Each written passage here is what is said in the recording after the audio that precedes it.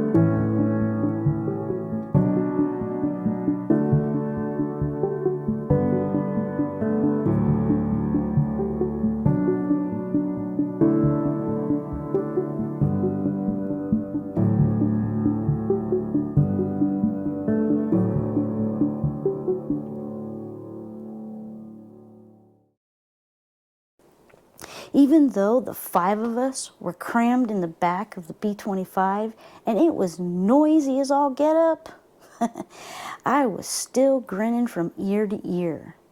I mean, who else is riding a 1944 B-25 that flew in 15 combat missions with the 319th Bomb Group for the 437th Squadron and lived to talk about it? I am curious about the stories that she could tell. What's crazy is that planes that have seen action usually end up in the boneyard, cut up for scrap metal, or used for target practice. I guess that makes this B-25 even more special.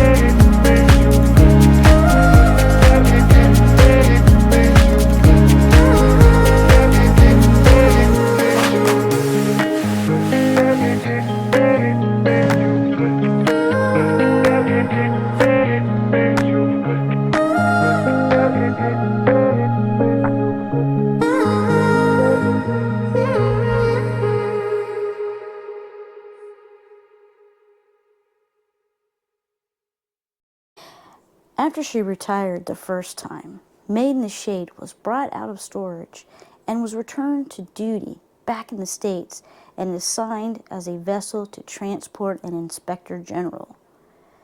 She eventually retired to a storage facility in 1958. In 1960, she was sold and used in the civilian sector, being utilized for transport, firefighting, and agricultural duties. Maid in the Shade was sold 4 times before being donated to the nonprofit organization known as the Commemorative Air Force, or CAF, in 1981. It took 28 years and thousands of volunteer hours for the CAF to finish the restoration on the B-25, and in spring of 2009, she took to the skies once again. During the flight, I sat there staring out of the gunner's window, listening to the creaks and bumps of this aging aircraft. The sound was hypnotizing. I began to think of my grandpa, who was an airplane mechanic in the Army Air Corps. It made me wonder what he would say if he could see me flying in an aircraft of his generation. For one day only, I was able to travel back in time and imagine how the pilots and the crew were positioned and wondered how in the world did they fit in this small bomber. I mean, I'm 4'9.5" and I even felt snug in this aircraft. From wearing a flight suit to riding in an aircraft that is over 80 years old and receiving a certificate of completion, this experience was better than I could hope for. My favorite part was being able to crawl into the tail gunner position. And speaking from someone who's an aviation and history enthusiast, I would most certainly do it again. I mean, for less than $600, depending on where you sit, you can embrace an experience of a lifetime.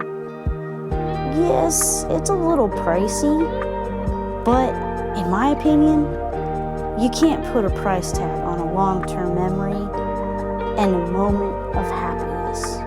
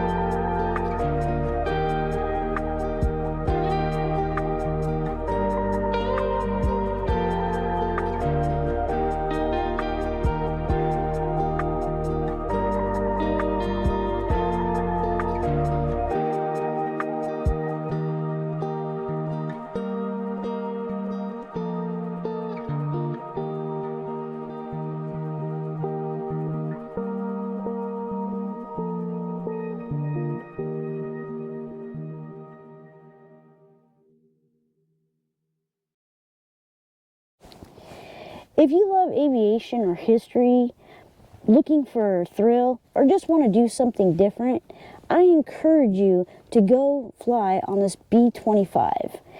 If you don't like to fly, no problem. You can go visit this flying historian at the CAF in Mesa, Arizona.